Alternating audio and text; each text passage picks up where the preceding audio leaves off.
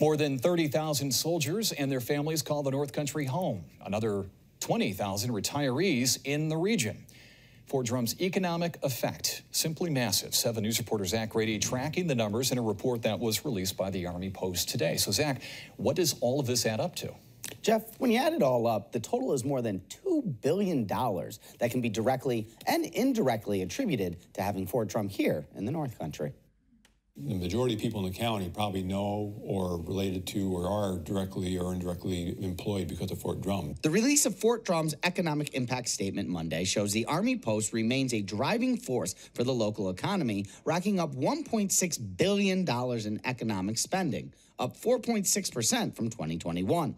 In total, there's about 24,000, almost 25,000 jobs in the 3-county region that are directly or indirectly related to Fort Drum, which is about 22%, almost a quarter of the wage earners in the region, which is pretty significant. In addition to the $1.6 billion in spending directly tied to the installation, Advocate Drum estimates an additional $600,000 in spending can be indirectly attributed to Fort Drum. One of those almost 6,000 jobs that are in the local restaurants, in the hospital, in the accountant's office, whatever, in one of the hotels that are there, those jobs that exist because of Fort Drum related activities. All told, Fort Drum and the surrounding area is home to more than 31,000 soldiers and their families. Additionally, there are another 19,000 retirees and military dependents living in half a dozen counties around Fort Drum. That's all adding to tax base, that's all adding, we have a lot more access to goods and services, medical care that higher population allows us to, that without that Fort Drum population,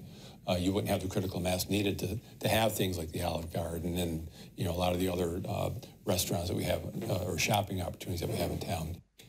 In addition to the more than $2 billion economic effect, local schools receive more than $30 million from Washington in what's called federal impact aid, or money for schools that's surrounded by the military installation.